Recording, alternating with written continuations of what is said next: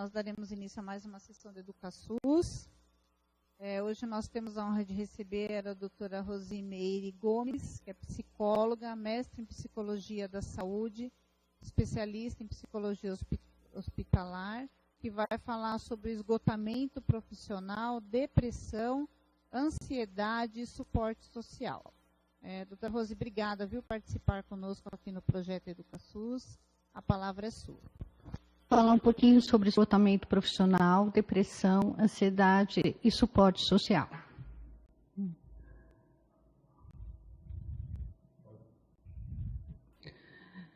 Eu gostaria de comentar como é que eu comecei a estudar a depressão, na verdade, né? Eu sou psicóloga clínica de formação e na minha atuação, tanto como psicóloga clínica e hospitalar, eu acabei me deparando com vários profissionais da saúde, principalmente da equipe de enfermagem, que traziam como base sintomas depressivos, né?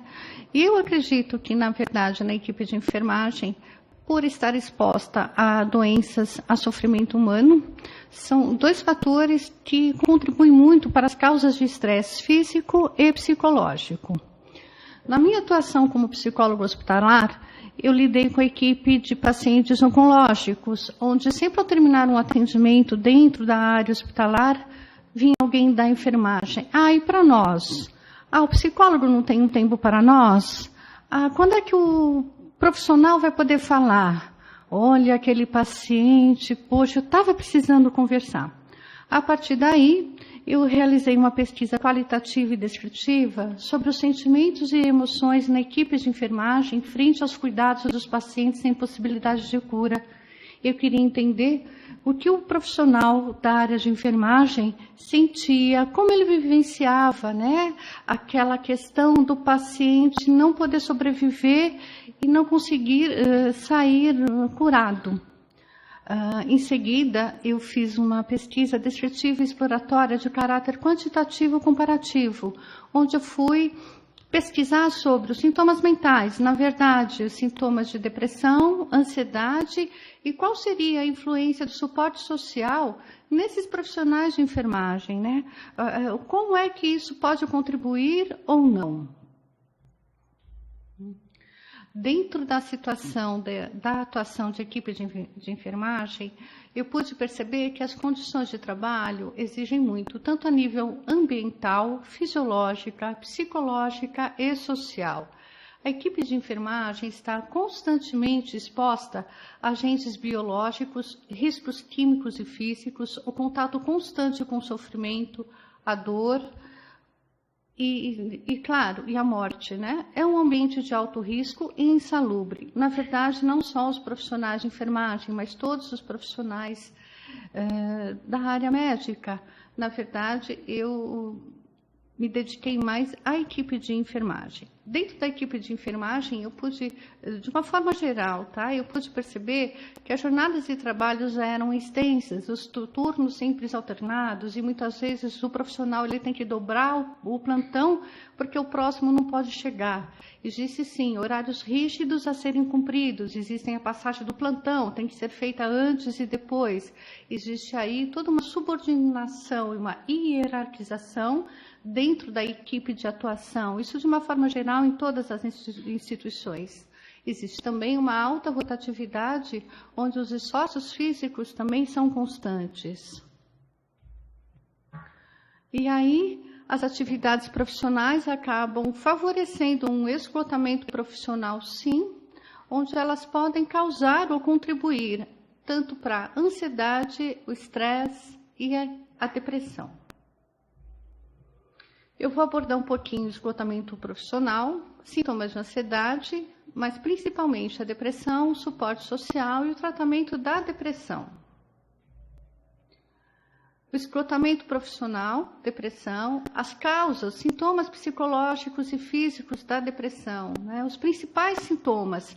Na verdade, no item de avaliação da depressão, eu vou contar um pouco como é que eu faço essa avaliação da depressão dos meus pacientes, né? O suporte social e como é que um familiar ou um amigo pode ajudar. Na verdade, como é que eu posso ser um suporte social efetivo. E vou falar um pouquinho de tratamento e prevenção de uma forma geral. Aqui nós temos as condições e atividades dos profissionais que podem levar ao esgotamento profissional, que podem levar aos sintomas de depressão e sintomas de ansiedade e que pode conduzir ao estresse crônico. Mas será que esse ciclo começa nessas condições de atividades profissionais? Ou será que esse ciclo começa nos sintomas de depressão e ansiedade que todos nós já temos? Porém, em algumas pessoas eles se desenvolvem com maior intensidade e outros não. Aonde será que, na verdade, está esse ciclo, o início desse ciclo? Porém, é um ciclo vicioso. Se nós não tomarmos cuidado com isso, ele acaba acarretando, sim, a doença mental instalada. Esgotamento profissional. Como é que nós percebemos o esgotamento profissional? É quando a pessoa já tem aquela exaustão emocional presente, é um desgaste emocional muito grande. Aparece também a despersonalização, o distanciamento das pessoas. Tá? Nos profissionais de enfermagem é muito claro, é quando ele faz tudo no piloto automático, é quando ele já não é mais tão sensibilizado ao pedido do paciente que pede uma água, ou que pede uma informação, ou que diz que está com dor. O profissional ele usa esse distanciamento, às vezes até como uma forma de se proteger, porque o esgotamento dele já está num nível onde ele não consegue mais lidar de uma forma adequada com o paciente que precisa de cuidados. Existe também uma diminuição da realização profissional da enfermagem, né? O que é isso? É assim, o meu trabalho já não está mais tão gratificante, o que eu faço já não é mais tão importante, e isso contribui sim para um processo crônico de estresse. Algumas características de comportamento do esgotamento profissional. O profissional já começa a apresentar dificuldades de memória e concentração, isolamento e fadiga, mudanças de humor, alterações de humor muito rápida de uma hora para outra, irritabilidade, tudo irrita aquele profissional, sinais de ansiedade, tristeza, pessimismo, sentimentos negativos, perda de interesse no trabalho. É quando o profissional já vai trabalhar com aquele pensamento, nossa, mais um plantão. Não é, poxa, que bom, eu tenho um emprego, eu vou poder cuidar, eu vou poder auxiliar a equipe. Não, é algo muito dolorido estar presente no trabalho. Depressão. O que é a depressão? Na verdade, é uma doença, é um transtorno de humor, o que é um conjunto de sintomas depressivos que pode causar incapacitação social ou profissional, contribuir, sim, para o suicídio e abuso de substâncias tóxicas, assim como contribuir para um maior risco no desenvolvimento de outras doenças físicas, por exemplo, para diabetes do tipo 2, infarto agudo do miocárdio, acidente vascular isquêmico e risco aumentado de trombose, entre outras doenças físicas. Causas da depressão. São fatores multifatoriais, envolvendo os aspectos biopsicossociais, desde os fatores físicos, biológicos e químicos, onde entra aí principalmente as alterações dos neurotransmissores, as alterações metabólicas, as estruturas cerebrais, os mediadores inflamatórios, mas muitas vezes entra aí o uso de um medicamento contínuo, entre outros. Existem também os fatores psicológicos como causas da depressão, algumas características emocionais individuais de cada pessoa, os processos afetivos, o comportamento de cada um, o coping, entre outros.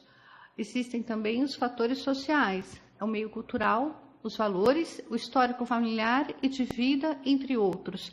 Dentro do histórico familiar e de vida, o que muito contribui para a depressão são as perdas. Perda de um ente querido, perda de uma situação financeira, perda de um emprego, perda de alguma coisa muito favorável e que deixa de ser favorável na vida da pessoa. Os principais sintomas psicológicos da depressão. As funções psíquicas e motricidades ficam mais lentas. É como se a pessoa andasse em câmera lenta o tempo todo. A diminuição da capacidade de atenção e concentração. Ela já não consegue se concentrar mais de uma forma adequada. Diminuição do prazer, do ânimo, da sua energia de realizar as atividades, da sua motivação, assim como da sua autoestima.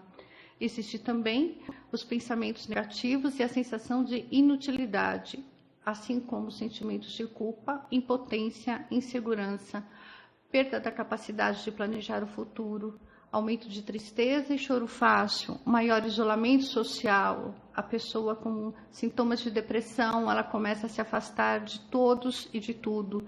Existe uma irritabilidade muito presente nessa pessoa. Existe sim sinais de nervosismo e inquietação praticamente o tempo todo.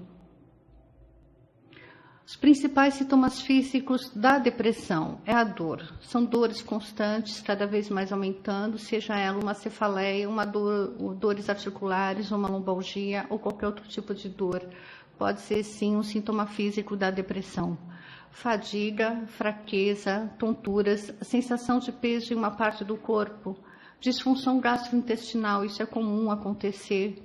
Falta de ar, palpitações, mudança no padrão de sono e apetite, seja muito sono, pouco sono, muito apetite ou diminuição desse apetite. Como é que eu realizo a avaliação da depressão? Tá? Eu utilizo, na verdade, as entrevistas. O psicólogo trabalha com a palavra, com a comunicação. Diante disso, eu faço a observação clínica. É claro, eu vou utilizar, sim, alguns questionários, algumas escalas e testes psicológicos, e eu, como arte terapeuta, utilizo também recursos expressivos. O paciente que possui sintomas de depressão, ele tem muita dificuldade, às vezes, de expressar o que ele sente, e através de, por exemplo, um desenho, uma pintura, uma colagem, ele consegue falar sobre algumas coisas. Eu faço um perfil, na verdade, da análise do humor desse paciente, como é que está esse humor dele, o quanto ele é alterado ou não, o quanto ele é instável. Eu tento fazer uma análise desse comportamento, incluindo a história de vida, o histórico familiar e dos sintomas. Há quanto tempo aparece esses sintomas, se não aparece?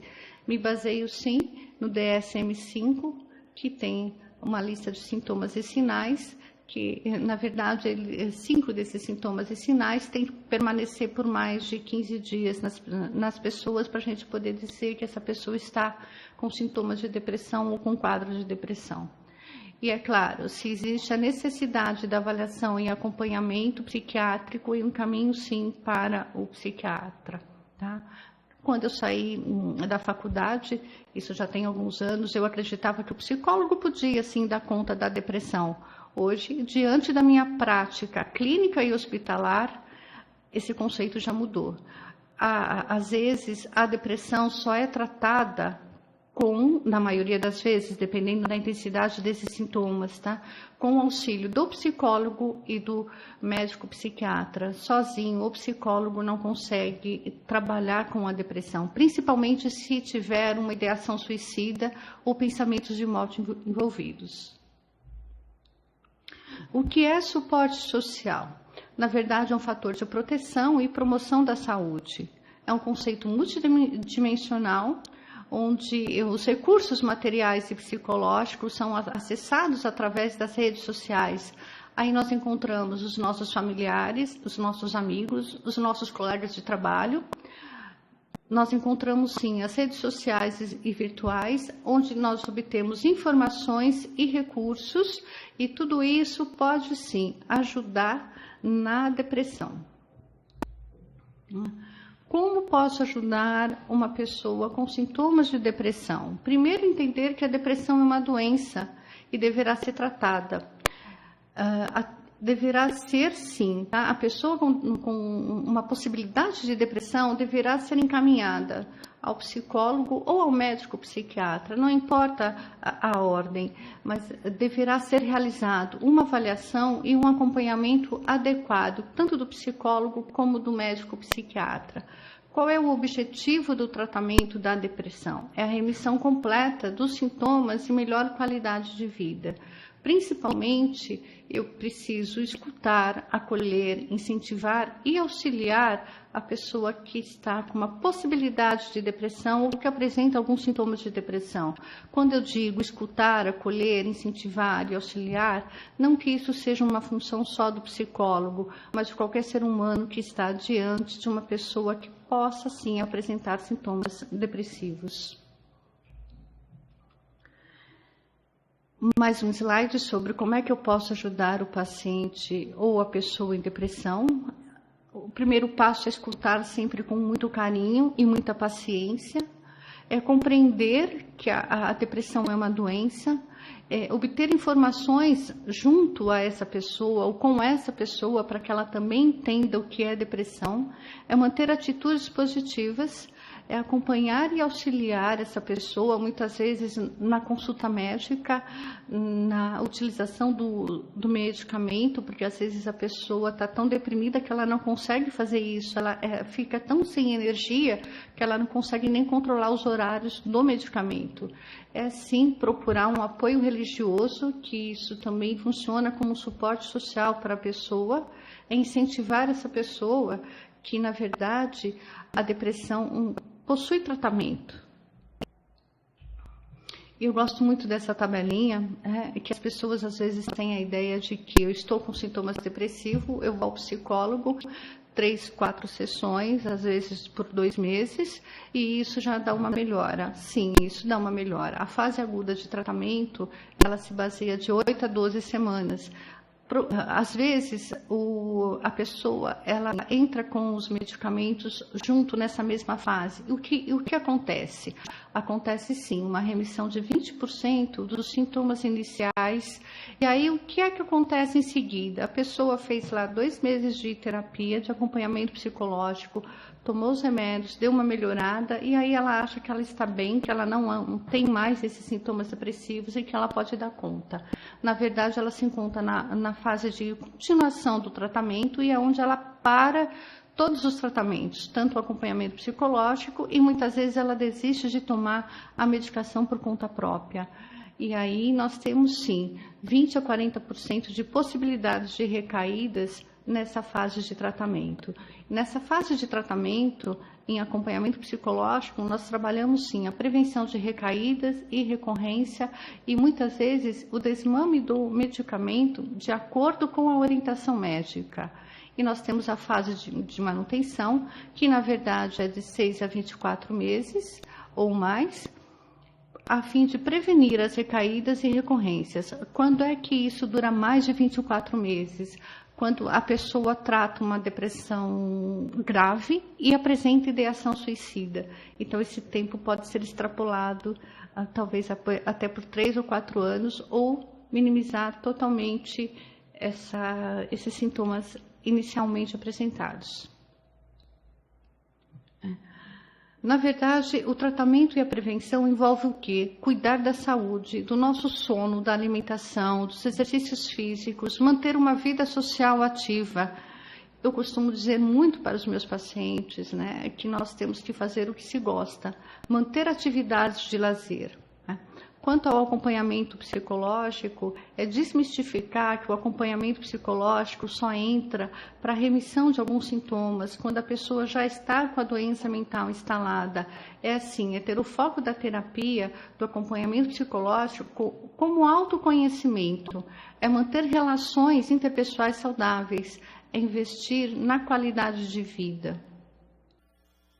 Doutora Rose, obrigada pela explanação. Está aberto agora para perguntas. Quem quiser solicitar a vez, ou pode estar mandando no chat, tá ok? Enquanto o pessoal se organiza, eu queria fazer só uma pergunta aqui, doutora Rose, para começar. Se as empresas, os hospitais, eles devem fazer alguma avaliação de estresse ocupacional nos seus colaboradores?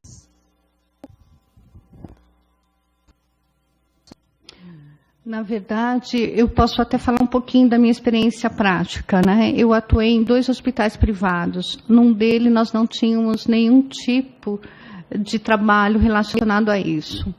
No segundo, nós já tínhamos, sim, uma medicina do trabalho mais voltada para esse profissional, tá? Onde, se nós percebêssemos que o profissional de enfermagem apresentasse algum sintoma de ansiedade, de esgotamento profissional, ele era encaminhado para a medicina do trabalho e nós possuímos, na verdade, um psicólogo institucional que realizava um trabalho. Agora, quanto ao RH, sim, eu acredito que isso deve ser feito tanto a nível de sintomas de estresse, ansiedade, depressão, de forma preventiva, assim como muitas vezes o uso de palestras informativas, porque às vezes o próprio profissional ele não sabe que aquilo é um sintoma de depressão. Entendi. Tá ok. Eu vou passar agora para a Santa Casa de Mogi das Cruzes para fazer a pergunta.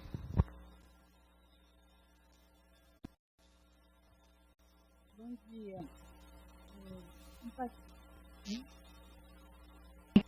Um paciente qualquer pessoa que desenvolve a depressão, ele comenta para o outro que vai fazer algum sentido ou não? Comenta, né?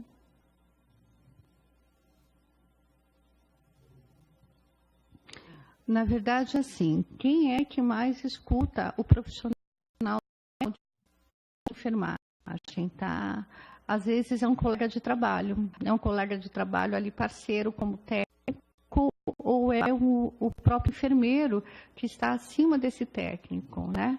E às vezes ele comenta, na minha experiência profissional, tá? O psicólogo, na verdade, ele acaba ouvindo todos, ou a minha postura era essa, eu conseguia identificar e perceber que havia alguma coisa errada, não muito adequado com aquele profissional. E eu chamava para conversar, eu dizia, olha, conversa com o seu superior, principalmente nessa segunda unidade onde eu trabalhei, que nós tínhamos esse protocolo, né? Que era se dirigir ao superior, o superior encaminhava a medicina do trabalho e de lá eram tomadas as devidas providências.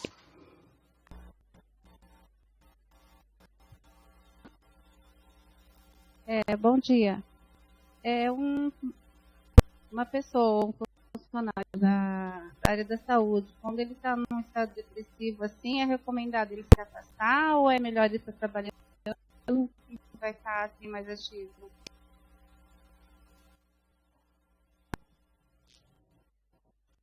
Não entendi a pergunta. Não entendi. Você pode repetir, por gentileza?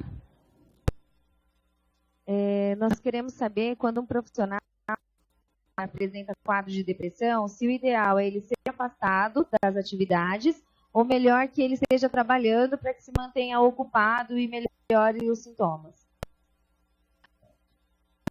Eu acredito que depende muito da intensidade desses sintomas de depressão que envolve esse profissional e qual é o setor de atuação desse profissional, tá? Na verdade, diante da depressão, um funcionário pode ser afastado, sim, por um CID, por um código, onde ele pode ficar no mínimo 30 dias afastado por depressão. E ao retornar, ele pode inclusive pedir e solicitar para que ele seja recolocado numa outra função.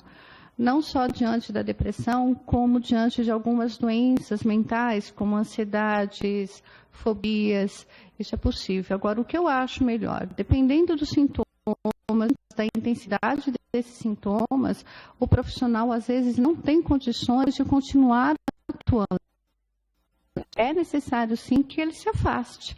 Tudo vai depender de como é feita essa avaliação e qual é a orientação desse profissional que está avaliando esse profissional, esse paciente, na verdade. Ok?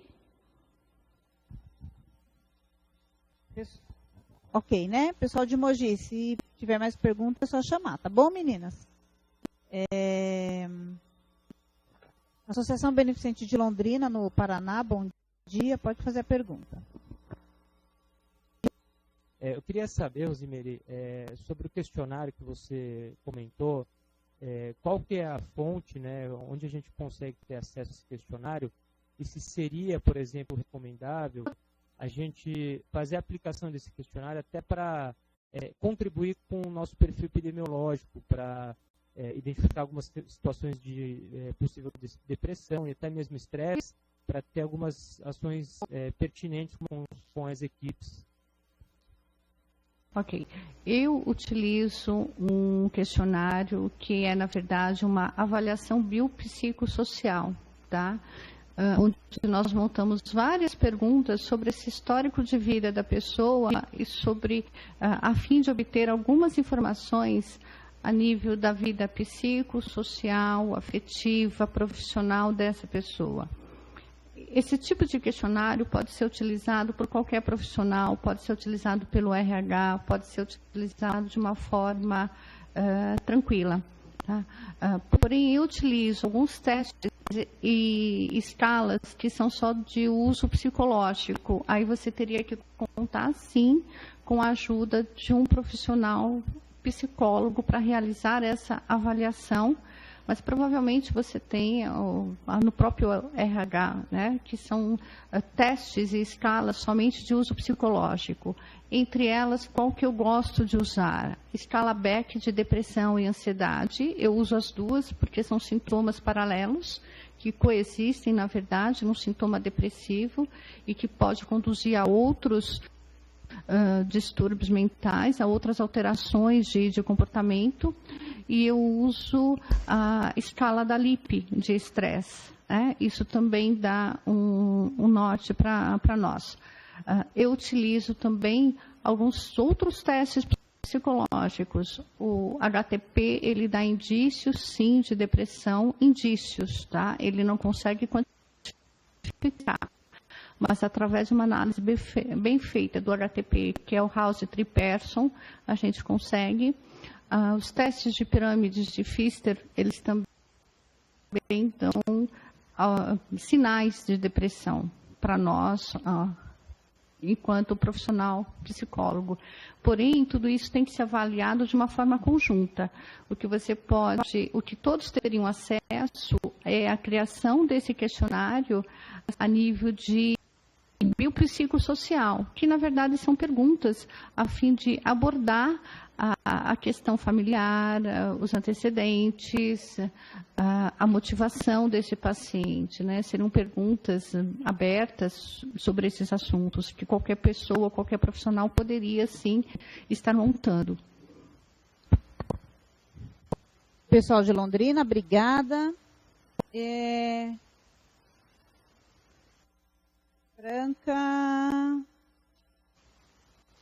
Tá, vou fazer que eles mandaram no chat. Bom dia, a senhora falou sobre como tratar com pacientes com depressão. As pessoas ao redor dela que não entendem a doença. Ok, eu entendi que a pergunta é mais assim, né? Se eu tenho um familiar, um amigo que tem esse sintoma de depressão e se ele se recusa a tratar a depressão, se ele acredita que ele é depressivo. Muitas vezes ele não sabe que isso é uma doença e que isso tem tratamento, né? Muitas vezes existem alguns jargões como, isso é frescura, isso é acomodação, é falta de vontade, é muito desânimo porque faleceu alguém na família e ele ainda está pensando nisso. Na verdade, essa pessoa precisa de atenção. Muitas vezes eu tenho o familiar que me procura, olha, eu preciso de um atendimento, seja para o meu filho, esposo, para o meu vizinho, mas ele não quer ir. E a minha indicação é, marque uma avaliação psicológica, vá com ele ao psicólogo, entre junto, converse, fale. O psicólogo, se bem capacitado, todos nós somos, ele vai ter sim a técnica de partir dali, conversar um pouco, explicar sobre o que acontece e sugerir ao paciente ali o tratamento adequado. Franca, quer falar no microfone alguma coisa? Respondida a pergunta.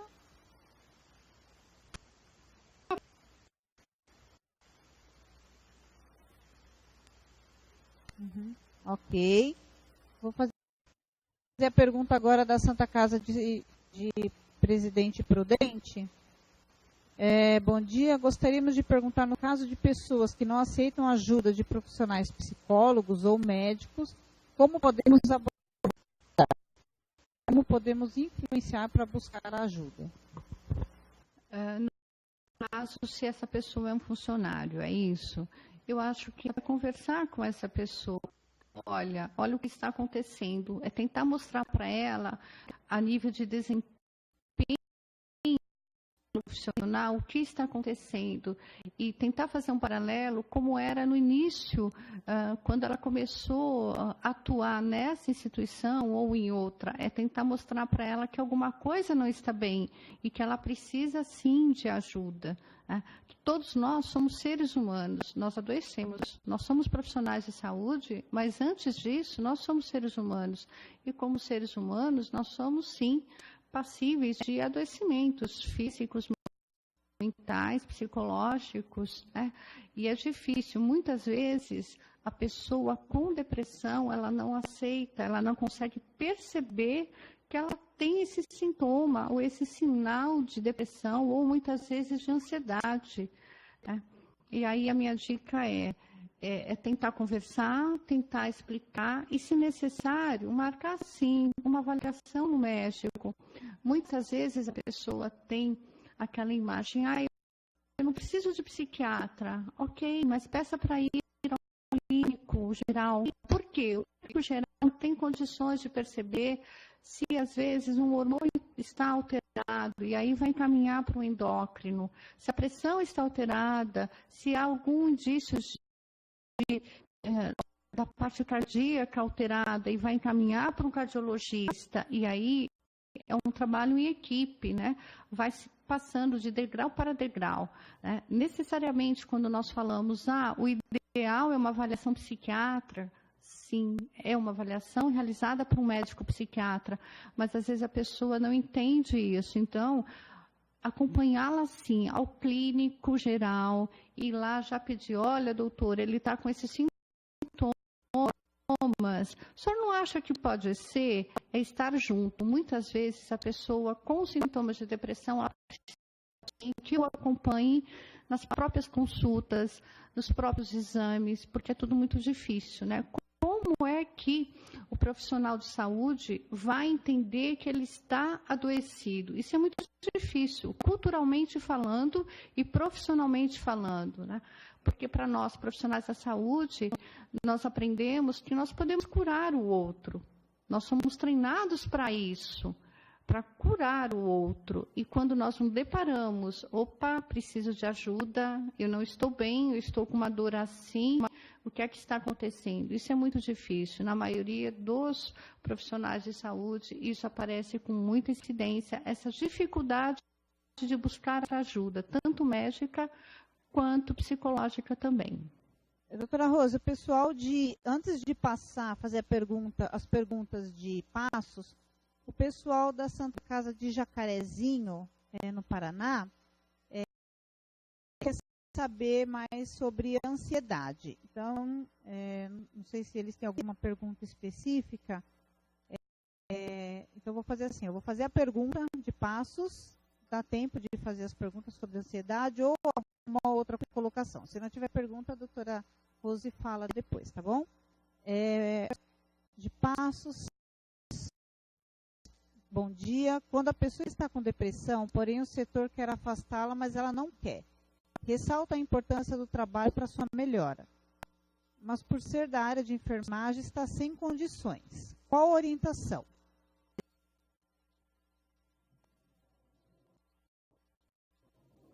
Tá, como é que eu vou lidar com os sinais de ansiedade? Quais são os sinais de ansiedade? Tá? A pessoa pode apresentar tremores, palpitações, são sinais muito semelhantes aos sinais de depressão, porém, eles começam a ficar mais exacerbados. Tá? É um tremor, é um nervoso, é uma irritabilidade muito grande, quando o profissional tem que entrar no quarto para fazer um procedimento, ele já começa a não encontrar os materiais adequados, mesmo fazendo aquilo várias vezes, ter dúvidas, várias dúvidas de como fazer aquele procedimento, sendo que não é a primeira vez que o profissional faz aquele procedimento, né? Então, assim, como abordar? Novamente, conversar, tentar explicar que isso pode ser, sim, um desgaste emocional muito grande, um desgaste profissional muito grande, pode estar, sim, sofrendo de uma síndrome de estresse, né? E aí orientar, conversar e indicar que ele procure um acompanhamento psicológico e médico. E muitas vezes dirigir ao superior e pedir para que esse superior o ajude. Ou talvez tenha alguém na equipe que seja mais afetivo a esse profissional e que talvez ele escute melhor de um outro profissional. Então, chamar esse profissional que tem uma relação mais afetiva com aquele que precisa de ajuda. Isso dá muito certo. Isso eu já realizei e dá muito certo. A pessoa escuta de forma diferente de pessoas diferentes, né? E procurar ajuda. A pessoa tem que se tratar, a pessoa tem que ser avaliada de uma forma correta. Alguma outra pergunta? Será que eu respondi a questão? A pergunta de São Sebastião do Turvo, em Santa Catarina, é praticamente a mesma, né? Deixa eu achar. De Passos respondeu. São Sebastião do Turvo, eles estão falando que quando o colega ou o responsável percebe os sinais ou sintomas de depressão, orienta o colega a buscar ajuda, mas esse funcionário acredita que não precisa e não vai buscar auxílio nenhum, o que se deve fazer. Então, foi o que a doutora Rosi respondeu agora, né? Eu vou passar a pergunta agora para a Associação Hospitalar de Teófilo Otoni, em Minas Gerais. Pode fazer a pergunta. Olha, eu gostaria de saber sobre a sua segunda experiência profissional como psicóloga, né, junto à medicina do trabalho. Esse trabalho realizado era a caráter acompanhamento terapêutico mesmo, com os funcionários da instituição, ou assim apenas de identificar a demanda de um encaminhamento, né, desse profissional, também a fim de diminuir o absenteísmo, né, na empresa. Ou também era trabalhado o presenteísmo, que é o funcionário adoecido, né, trabalhando adoecido na empresa. A minha experiência profissional, eu atuava como psicólogo hospitalar junto aos pacientes, a equipe médica e a equipe de enfermagem. Na verdade, o foco era essa comunicação entre paciente, equipe de enfermagem, equipe médica, familiares, tá? Quando eu identificava um profissional com alguma questão ou com um comportamento não muito adequado, nós já tínhamos um protocolo dentro dessa instituição, onde, na verdade, esse profissional ele podia, sim, solicitar ao seu superior um encaminhamento para a medicina do trabalho. E aí, o setor de medicina do trabalho tinha condições de estar encaminhando para um acompanhamento com um outro psicólogo que tinha só essa função de acompanhar os profissionais da área de saúde, tá? Então, nós tínhamos um psicólogo na instituição que fazia essa parte de avaliar e acompanhar o desempenho desse profissional e cuidar desses aspectos psicológicos, sociais e a nível de absenteísmo e tudo mais dentro dessa segunda empresa. Porém, assim, ok, hospital não tem esse tipo de trabalho. Como é que eu posso fazer? Talvez sugerir palestras informativas sobre sintomas de depressão, sobre sintomas de ansiedade, sobre síndrome de estresse, né? Além disso, existem muitas palestras que são desenvolvidas onde tem sempre uma dinâmica de grupo, tá? Que proporciona, sim, um pouco de autoconhecimento para aquela pessoa que participa. Nós temos condições, através da palavra, de palestras, de dinâmicas, de trabalhar, sim, a depressão e a ansiedade e outros sintomas de desgaste emocional e profissional através da prevenção. Então, por que vamos deixar o profissional adoecer? Nós podemos, sim, tentar intervir antes. Obrigada, pessoal de Minas. Eu vou fazer a pergunta da Santa Casa de Ituverava. Como se deve trabalhar com os profissionais que não conseguem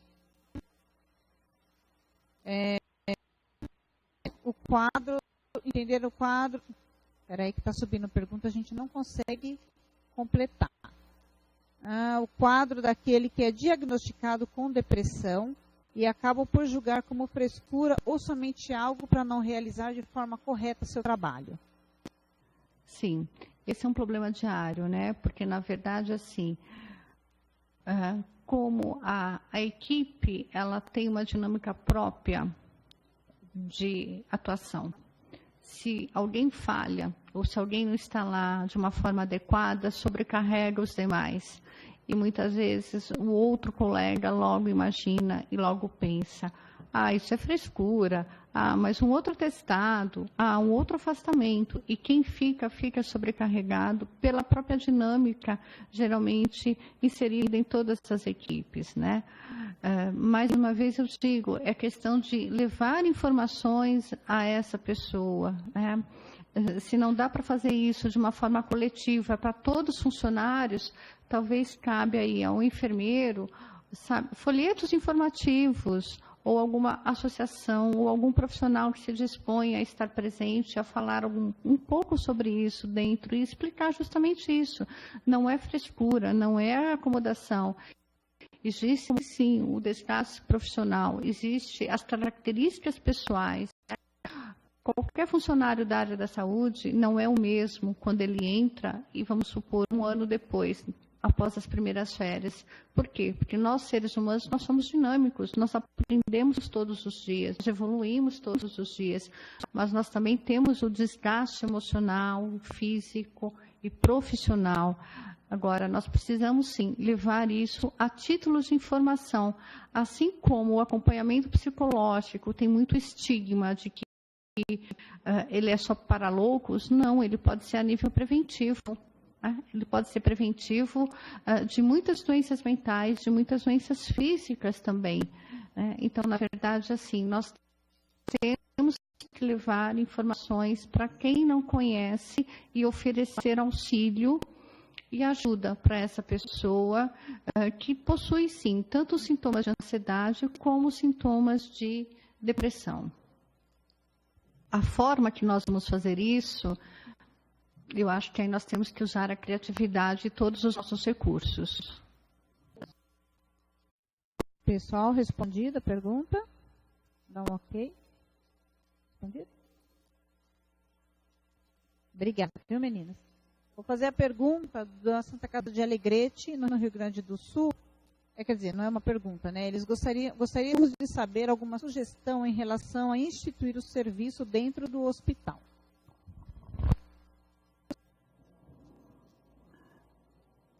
Sugestão a nível de instituir os serviços de psicologia hospitalar para os pacientes ou para os profissionais? Para os profissionais, eu acho que fica bem claro que deve ter, sim, um acompanhamento junto ao RH que possa estar avaliando esse profissional de uma outra forma, né? Porque admitir o profissional é um processo. Avaliar esse profissional e ter indícios de adoecimentos mentais, psicológicos, talvez contar com a ajuda do trabalho, da enfermeira do trabalho. A enfermeira do trabalho, ela pode ser muito parceira, ela pode ser ali a porta-voz entre esse médico do trabalho, entre esses profissionais que procuram ajuda, né? E estruturar o trabalho junto, né, entre medicina do trabalho e recursos humanos. A Associação de Combate ao Câncer de Cuiabá, no Mato Grosso, gostaria de saber mais sobre trabalhos preventivos dentro da instituição. Em seguida, eu passo para Mogi das Cruzes.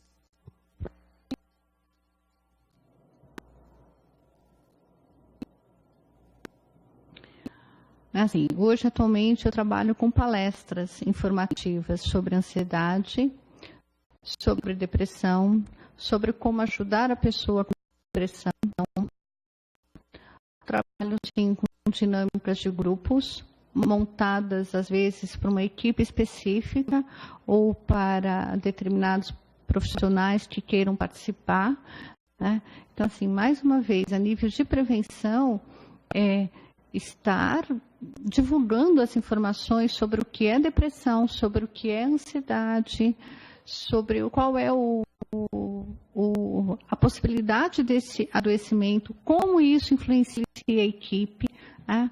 E pesquisar através disso, né? Buscar, talvez, profissionais de pessoas que trabalhem com isso, com essas informações de uma forma mais clara. Através de uma palestra, nós podemos atingir tantas pessoas, não só o profissional que está ali assistindo, mas às vezes o profissional que está ali assistindo, ele tem uma mãe com depressão em alto grave e que ele não sabe lidar com aquilo. Às vezes aquela dica que é para um profissional que tem esse sintoma de ansiedade, mas serve também para o profissional que tem um familiar e serve de alerta. Isso pode ser hereditário. Isso pode estar acontecendo na minha família e eu preciso ficar atento se isso vai acontecer comigo ou não. Como é que eu fico atento a isso? Percebendo, prestando atenção, cuidando da qualidade de vida, das atividades de lazer, cuidando também de todos os aspectos, né, biopsicossociais a nível preventivo. Por que eu vou ao médico só quando eu preciso de uma cirurgia? Por que eu não vou ao médico a nível de prevenção? E ao psicólogo a mesma coisa, tá? Respondido, pessoal? Eu vou passar a palavra agora para a Santa Casa de Mogi das Cruzes. Vou pedir para falar bem pertinho do microfone e mais alto, tá? Tá. Nós temos 3 perguntas. A primeira... queremos saber se pais depressivos eles podem influenciar os filhos a depressão ou pessoas próximas que têm depressão influenciam e quando você vê o ambiente inteiro está deprimido, os parentes mais próximos, os colaboradores mais próximos. Sim. Sim. Pais deprimidos, eles podem influenciar, sim, seus filhos. Por quê? Quando um familiar lida com outro familiar adoecido, além da herança genética, tá? Que existe um fator aí na depressão que pode ser transmitido geneticamente através do próprio metabolismo. Então, aí nós temos a parte química, física e biológica. Se esse pai tem uma alteração de tireoide, o filho pode ter uma alteração de tireoide que pode ter, sim, um sintoma de ansiedade, um sintoma de depressão associado, tá? Então, nós já temos essa possibilidade. A nível psicológico, quando nós lidamos com uma pessoa em depressão, com sintomas depressivos, de nível moderado a grave, o que é isso? É aquele que já dá uma incapacitação social e profissional.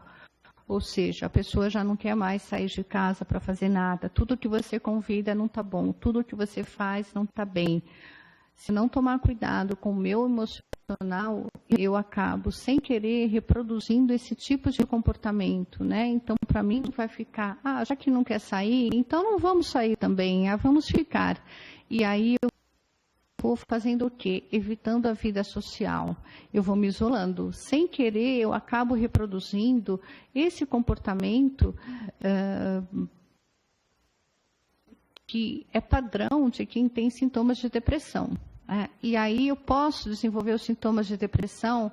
Posso sim, eu posso desenvolver hábitos que podem virar, sim, sintomas de depressão a longo prazo.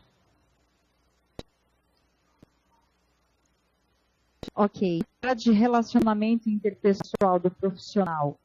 Aquele profissional que trabalha sozinho, isolado, ele gosta sempre de estar só. A gente pode considerar uma faceta de depressão e como abordar esse funcionário sem invadir demais, já que ele normalmente não abre espaço. Eu considero esse isolamento dentro da equipe um sinal de que alguma coisa não está muito bem. Ele era assim antigamente, ele gosta de trabalhar sozinho. Por que ele gosta de trabalhar sozinho? Ele prefere trabalhar e realizar suas atividades sozinha. Por quê? Agora, ao lidar com o paciente, como é que ele está? Ele se comove quando o paciente pede água? Ele é prestativo? Ele é afetivo com esse paciente? Ou ele está apresentando também esse isolamento social? Nos slides eu coloco tanto isolamento, tanto como característica de um esgotamento profissional, como sim uma característica da depressão, tá? Então, o que acontece nas doenças mentais? Existem sintomas que pode ser, sim, somente um sintoma de um desgaste profissional muito grande, mas pode ser também ser um sintoma da depressão. Para poder avaliar, a gente teria que prestar atenção em outros aspectos também. Porém, se é uma característica dele trabalhar sozinho, poxa, o que eu estou fazendo numa equipe de enfermagem? Então, na equipe de enfermagem nós não trabalhamos sozinhos. Numa equipe médica, profissionais de saúde, hoje em dia, nós não trabalhamos sozinhos. O psicólogo não trabalha sozinho hoje em consultório. Como é que o profissional de saúde dentro de uma instituição vai trabalhar sozinho? Então, talvez ele tenha que rever algumas questões dele. Talvez ele tenha que ir para um setor um pouco mais burocrático, talvez administrativo, mas não ali lidando com pessoas e com equipe. As equipes hoje têm a tendência a ser multidisciplinares. Então, eu preciso comunicação com o outro, eu preciso estar em contato com o outro. Se eu não estou conseguindo fazer isso, o que está acontecendo comigo? E aí, mais uma vez, entra sim a terapia como forma de autoconhecimento, porque se a gente encaminhar o profissional que está do nosso lado, olha, você não está muito bem, mas olha, vá ao psicólogo, faça um acompanhamento, faça uma avaliação, é autoconhecimento. Talvez ele aceite um pouco melhor essa ideia. E esse profissional tem que ser abordado, sim, de uma forma ou de outra, talvez de uma forma afetiva, de uma forma inteligente, talvez com a ajuda de outros setores, mas ele tem que ser abordado, sim. A minha pergunta os familiares, eles podem ter acesso a informações de um paciente para poder ajudá-los, porque muitas vezes o paciente, no caso de familiar, eles não querem passar para a família o que eles têm, o que eles estão passando. O psicólogo, o psiquiatra, eles passam esse tipo de informação para o familiar?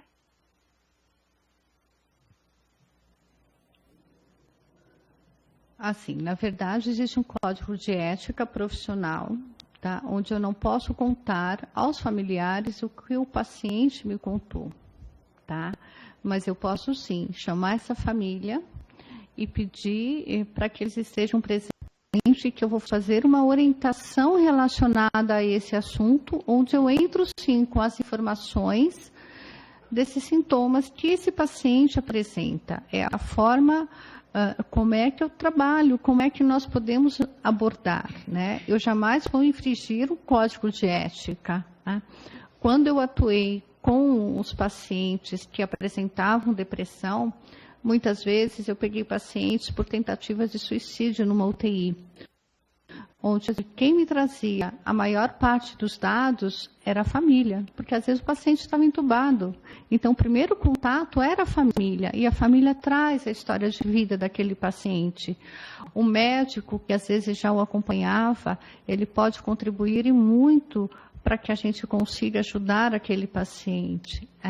Então, ou seja, eu não infrinjo nenhum código de ética, eu faço sim, eu escuto todas as partes. E quanto à família, ela tem que ser chamada. Muitas vezes eu atendo o paciente depressivo, vamos supor, uma mulher de 40 anos, casado, mas eu chamo o esposo para saber dele. Eu faço ele estar presente na sessão, eu tento explicar para ele por que a sua esposa está aqui, o que está acontecendo, como é, como é que não é, como é que você vê isso. E vou desmistificando algumas crenças de que é frescura, de que ela não precisa tomar o remédio, de que isso já aconteceu. Muitas vezes é usado, sabe, expressões não condizentes, né, com a situação. E muitas vezes as pessoas não entendem que sintomas de depressão, sintomas de ansiedade é doença, precisa ser tratada, precisa ser esclarecida. A partir do momento que muitas pessoas estiverem a noção correta disso, fica mais fácil da gente até trabalhar preventivamente essa questão da depressão e ansiedade em todos os setores, em todos os familiares, em todas as pessoas. Eu vou fazer a pergunta da Irmandade de Patrocínio em Minas Gerais. Bom dia, deve-se ter algum cuidado diferencial com os colaboradores do setor de psiquiatria?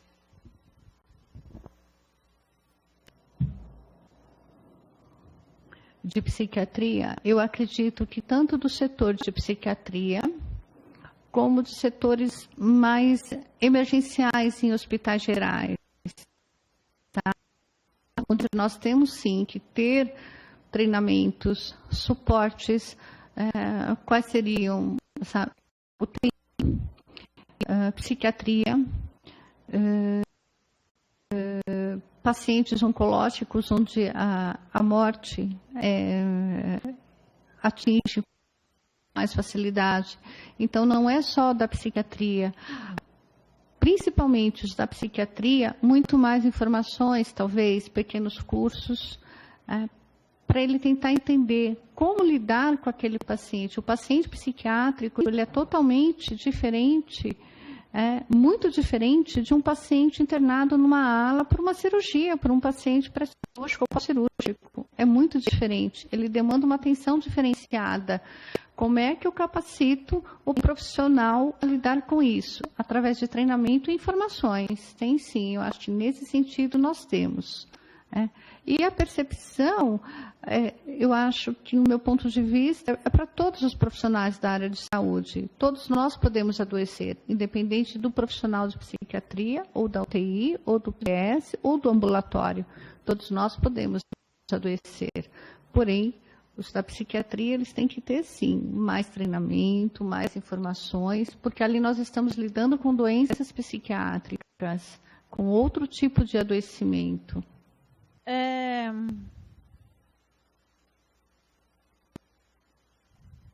Hospital de Mimoso do Sul, no Espírito Santo, gostaria de saber se depressão causada por trabalho é considerado acidente de trabalho.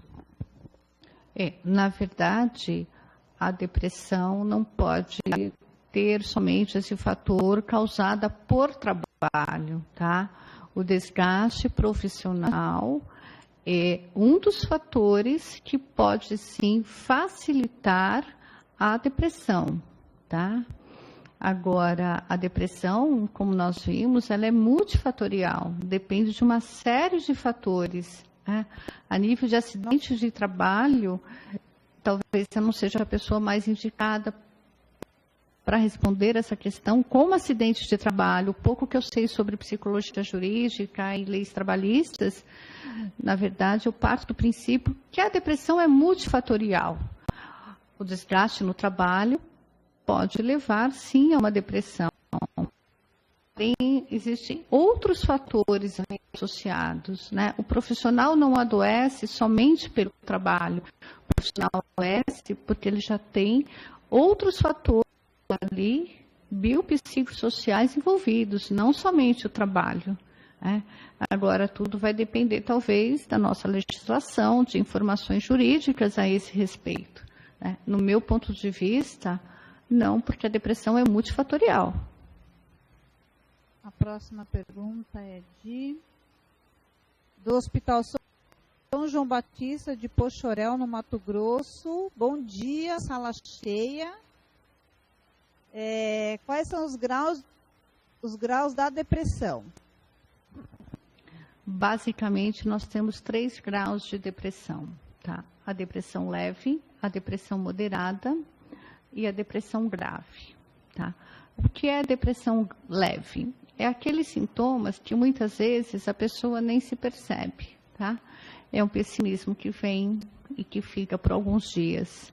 É um desânimo, é uma falta de energia, é um cansaço. Os sintomas existem, mas existem de uma forma tão leve que acaba não atrapalhando o dia a dia da pessoa ou os relacionamentos interpessoais, tá? Nós temos aí a depressão moderada. A depressão moderada a pessoa já começa a apresentar alguma incapacidade, tanto social como profissional. Ou seja, ela já começa a não querer sair de casa, ela já está no nível onde as atividades dela são atrapalhadas, desde as pequenas tarefas realizadas dentro de casa, ela já não tem mais ânimo para tomar café, por exemplo, ela já não consegue mais fazer a própria alimentação ou pequenas tarefas, como lavar roupa, passar roupa, a pessoa já não consegue mais ir trabalhar porque ela não se sente bem.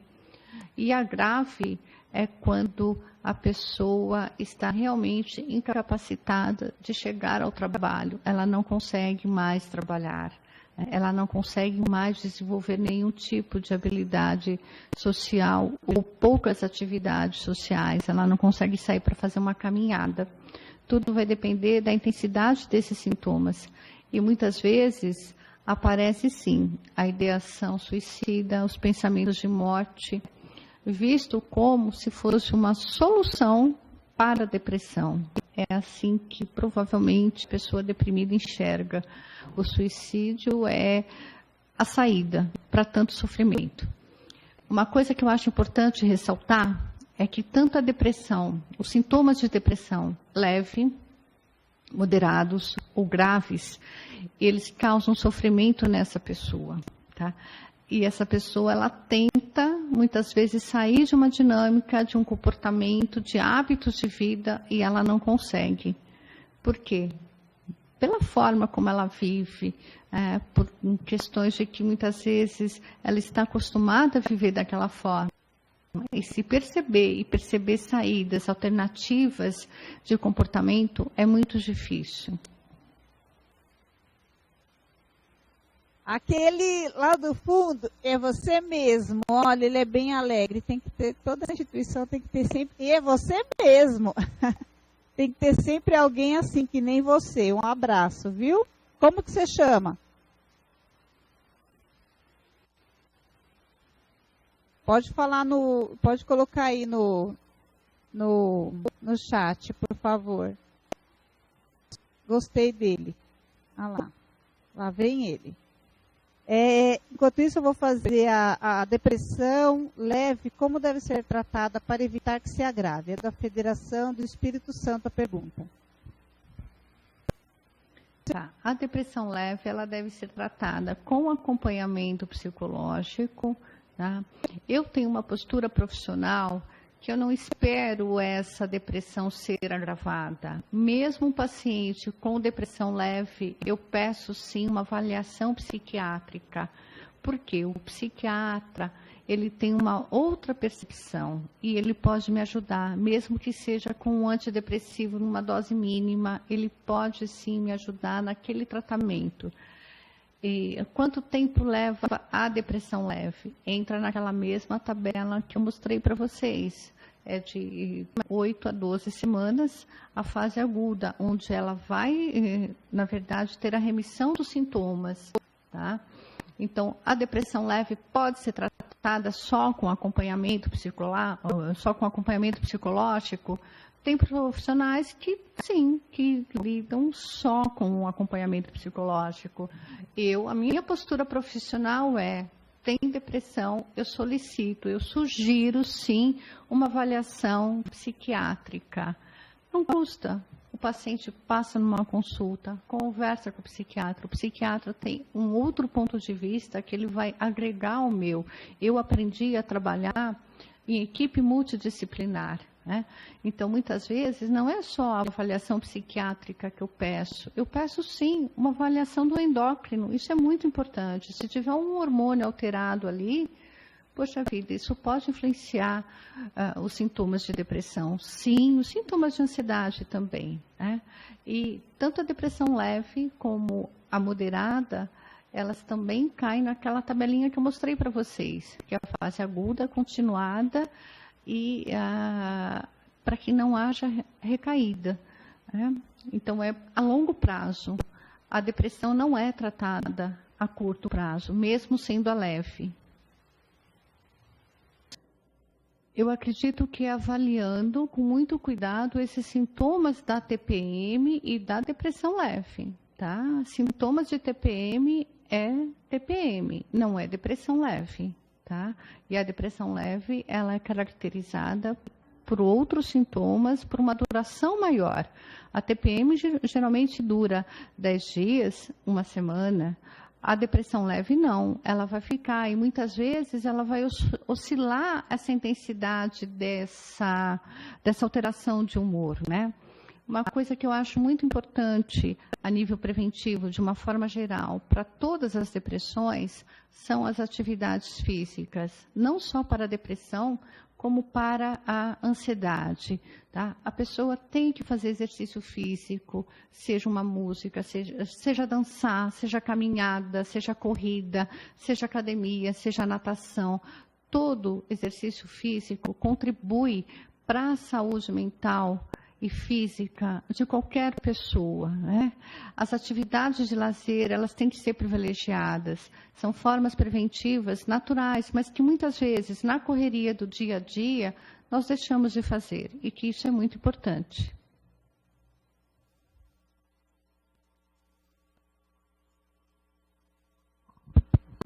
Ok. Bom, então, por enquanto, nós não temos mais nenhuma pergunta. Temos bastante gente elogiando e agradecendo pela palestra, que foi ótima. Só de São Carlos, do Teófilo Toni. A Federação das Santas Casas e Hospitais Filantrópicos do Paraná, a FEMIPA, está parabenizando. Ele está falando aqui que ele estava sozinho, né, até há pouco. Mas tinha uma colaboradora que possui essa enfermidade e está em tratamento. Então, quer deixar falar alguma coisa para o pessoal do Paraná, doutora Rosa? Ela disse que o pessoal, que ela também agradeceu, que foi ótima palestra. Então, que bom que ele está em tratamento e que continue, porque aí tem cura e todo mundo, né, fica bem, tanto a pessoa que é mais importante e quem está ao redor dela. Então, eu vou agradecer.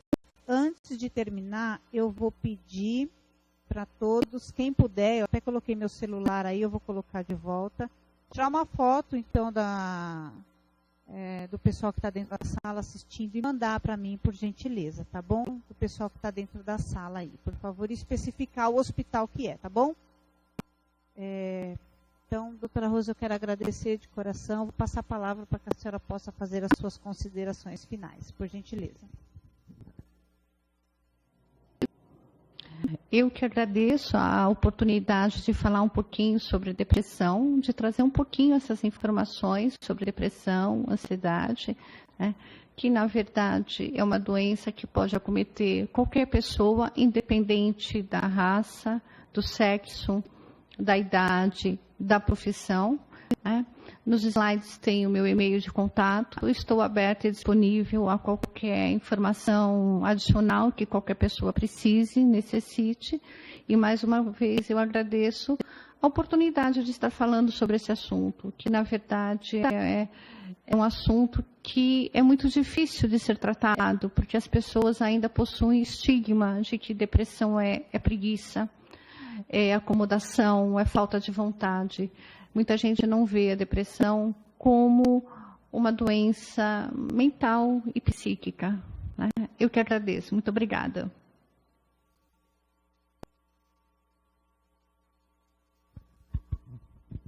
Nós que agradecemos, foi muito rica a palestra. Obrigada a todos. A próxima palestra agora será dia 17. A de amanhã, ela foi, como eu já informei aí no chat público, tá? Ela foi adiada e assim que o palestrante tiver, o doutor Edgar, uma nova agenda, eu repasso para vocês. Obrigada a todos. Rose, mais uma vez, obrigada. Até a próxima. Boa tarde.